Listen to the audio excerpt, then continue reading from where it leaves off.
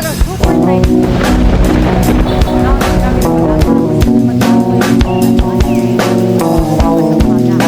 Asahan din po malalakas ang lakas ng hangin, lalong, monster, transport point sa pagkakas.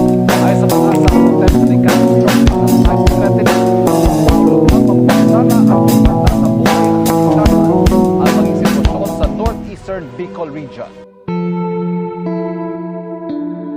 Mamamayan po, paano paghahanda po yung ginagawa niyo po tuwing may paparating po na bagyo? Ay sinasampa namin yung mga bangka namin dito sa Pantalan.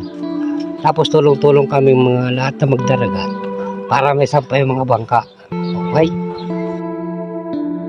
Ano pong klaseng paghahanda ang ginagawa niyo tuwing may paparating na bagyo po? Siyempre, yung una, yung bahay, ayusin muna. Titingnan kung walang tumutulo. Tapos, yung mga pagkain, kailangan may pagkain kang naka-safety. Tapos, kailangan may tubig, may mga emergency light. At saka kailangan may pagkain, siyempre. Ano po? Okay na. Bilang estudyante po, ano pong klaseng paghahanda ang ginagawa niyo po tuwing may paparating po na bagyo?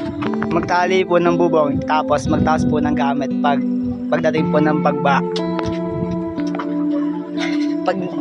Paglilipat ng bahay sa mas mataas na lugar at pag-evacuate. Thank you po.